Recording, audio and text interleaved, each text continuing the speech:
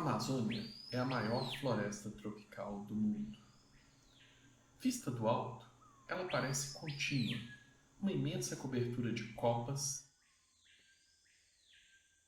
atravessada por rios largos e uma variedade de sons que muda ao longo do dia.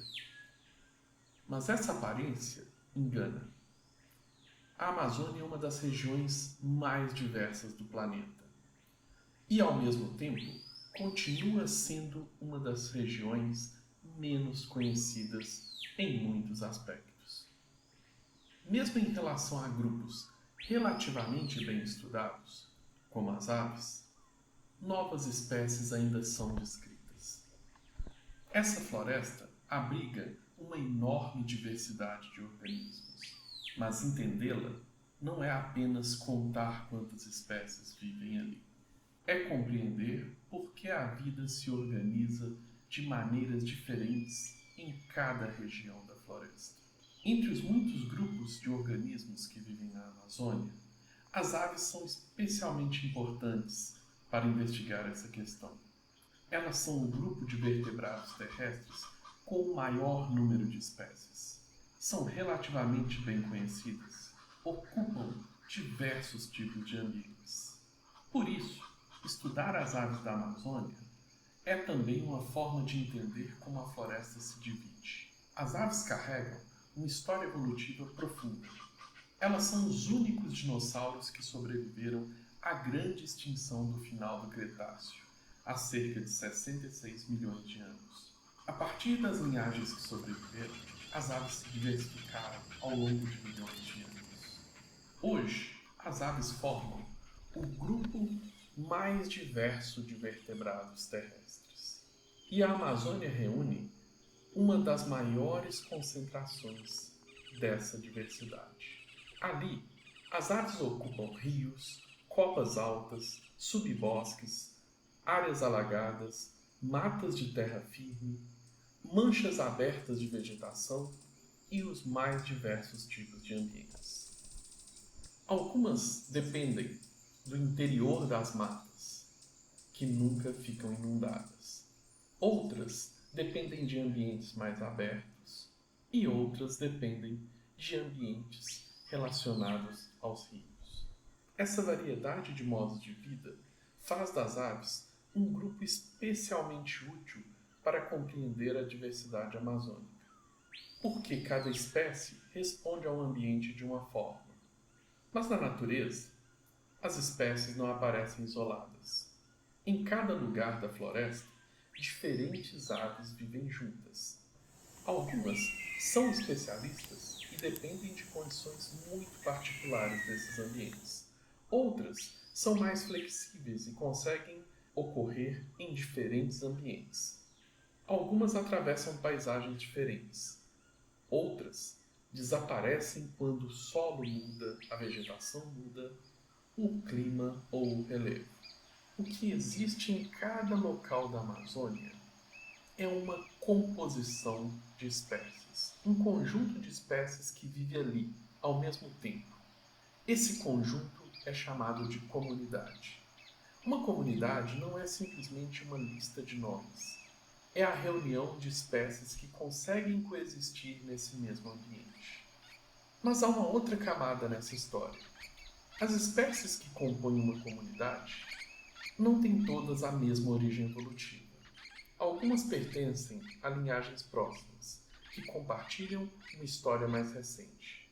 Outras vêm de ramos mais distantes da árvore da vida. Assim, uma comunidade pode ser observada de duas formas. Podemos olhar para quais espécies vivem ali e podemos olhar para quais linhagens evolutivas estão reunidas naquele local. Dois lugares podem ter conjuntos de espécies diferentes, mas de linhagens mais próximas, ou podem ter espécies diferentes e também histórias evolutivas muito distantes.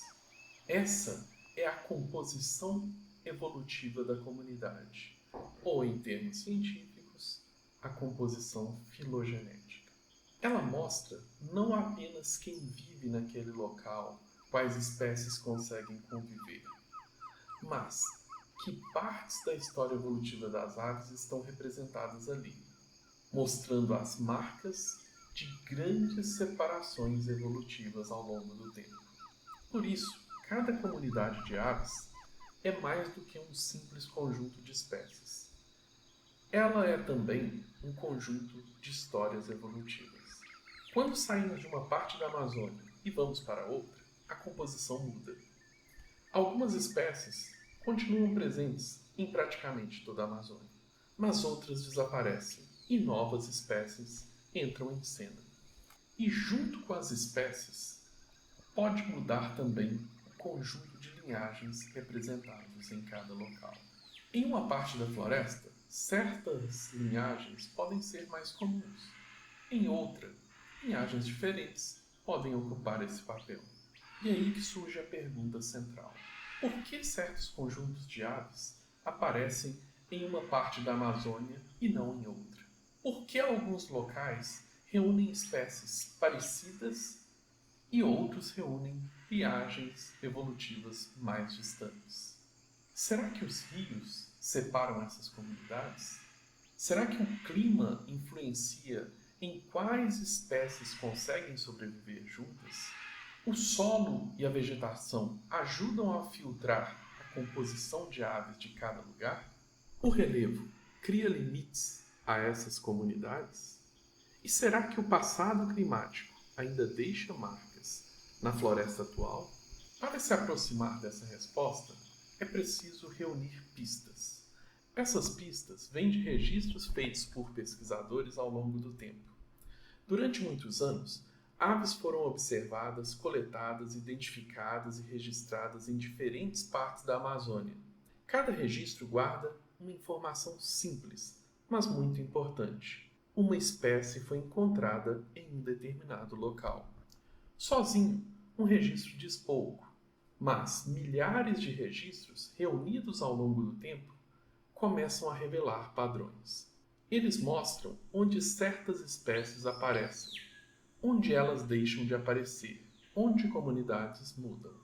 E quando esses registros são ligados à árvore da vida, eles também mostram em quais locais ocorreram grandes quebras evolutivas, ou seja, onde comunidades inteiras evoluíram de forma isolada. Uma comunidade não surge ao acaso. Ela depende do que o ambiente permite, do que a história deixou, do que as espécies conseguem tolerar, de quais locais elas conseguem atravessar e do que não conseguem. Durante muito tempo, foi tentador imaginar que uma grande causa pudesse explicar a organização da vida na Amazônia. Talvez os rios, o clima, o passado ou a própria estrutura da floresta. Mas quando muitos registros são reunidos, a resposta que apareceu é mais complexa. Nenhum desses fatores sozinhos parece explicar tudo.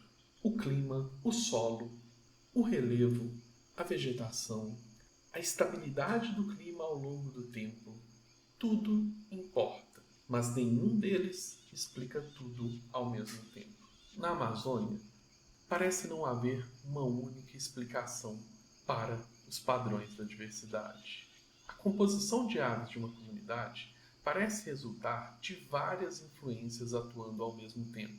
E dependendo do ambiente, algumas dessas influências se tornam mais fortes que outras. Quando toda a Amazônia é observada de uma única vez, esse padrão aparece, mas a explicação ainda é limitada. Isso acontece porque a Amazônia reúne ambientes muito diferentes dentro de uma mesma região. Cada um desses ambientes tem histórias próprias e, possivelmente, causas próprias para a composição de espécies. Cada ambiente tem sua própria dinâmica e, por isso, a história fica mais clara quando olhamos para cada um desses ambientes separadamente. As florestas de terra firme abrigam a maior parte das espécies de aves. São matas que não ficam periodicamente inundadas e formam uma parte imensa da paisagem amazônica. Mas mesmo ali, onde a floresta parece contínua, A composição de aves não é uniforme. O solo, o relevo, a vegetação, a própria estrutura da floresta muda ao longo da paisagem. E com isso, mudam também os conjuntos de espécies de aves que representam as comunidades. Nas florestas de terra firme, a composição de espécies parece estar especialmente ligada a características de solo. E isso faz muito sentido. O solo influencia as plantas influenciam a estrutura da floresta. A estrutura da floresta influencia o alimento, o abrigo, locais de canto, locais de nidificação e formas de uso do espaço. As aves respondem a esse conjunto de condições, mas quando olhamos para a composição evolutiva dessas comunidades, o relevo ganha mais importância. Mesmo assim, esses fatores não explicam de forma completa as causas da variação na composição de espécies ou mesmo na composição evolutiva. E isso mostra que deve haver outros fatores atuando. Alguns ambientes, no entanto, revelam padrões muito mais nítidos. As campinaranas são um exemplo. Elas não são os ambientes mais conhecidos da Amazônia. Muitas vezes aparecem como manchas discretas dentro da vegetação da floresta, mas são ambientes muito particulares, com solos arenosos e uma vegetação diferente. São como ilhas dentro da floresta contínua. E quando as aves desses ambientes são observadas separadamente, a composição das comunidades fica muito mais relacionada a características locais. Não porque uma única explicação resolva tudo, mas porque a combinação entre solo, clima, vegetação, história e isolamento parece formar um filtro muito mais claro. Nas campinaranas, os conjuntos de aves respondem de maneira muito mais direta sobre o ambiente. Isso mostra que, mesmo esses lugares, sendo pouco conhecidos, podem ser fundamentais para compreender a biodiversidade amazônica. Em outros lugares, os sinais podem não ser tão claros. Na margem dos rios, por exemplo, a composição das comunidades não foi muito bem explicada por clima, solo, vegetação ou mesmo pela presença dos grandes rios. O passado climático também aparece nessa história. A Amazônia que vemos hoje não foi sempre igual. Ao longo de milhares de anos, o clima mudou. As chuvas mudaram, a temperatura mudou. Alguns ambientes podem ter se expandido, outros recuado. E alguns locais permaneceram mais estáveis que outros. Se essa história antiga tivesse moldado toda a floresta da mesma maneira, esperaríamos encontrar uma marca forte geral da estabilidade climática nas comunidades de aves da Amazônia. Mas o sinal é mais sutil. A estabilidade climática do passado ajuda a explicar parte da composição das comunidades, mas o seu efeito depende do ambiente. Em áreas mais abertas, como as savanas amazônicas, esse sinal parece mais evidente. Isso sugere que as comunidades de aves desses ambientes podem estar associadas a paisagens que foram mais amplas ou mais conectadas em outros períodos. Alguns conjuntos de aves atuais podem, portanto, guardar uma relação com fases antigas da paisagem amazônica. Os rios continuam sendo fundamentais na paisagem amazônica. Cortam a floresta como grandes divisões naturais. Alguns são tão largos que parecem impossíveis de atravessar. É natural imaginar que eles organizem a vida ao seu redor. E, em parte, organizam. O grande rio Amazonas ainda parece marcar uma diferença muito importante entre as comunidades de aves da Amazônia. Mas quando olhamos para a composição de comunidades como um todo, os rios não explicam sozinhos padrões observados. E mesmo quando olhamos para a composição evolutiva, eles também não explicam. As linhagens de aves não parecem ser organizadas principalmente pelos rios. O parentesco entre as espécies ajuda a enxergar uma camada de história mais profunda. Mas essa camada aponta para a mesma ideia geral. A floresta não é moldada por uma única força.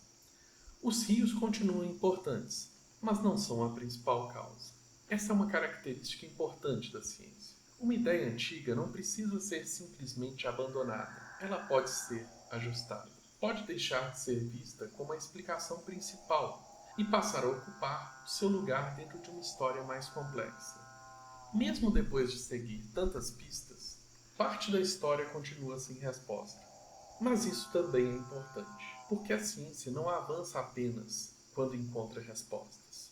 Ela também avança quando mostra melhor o tamanho da pergunta.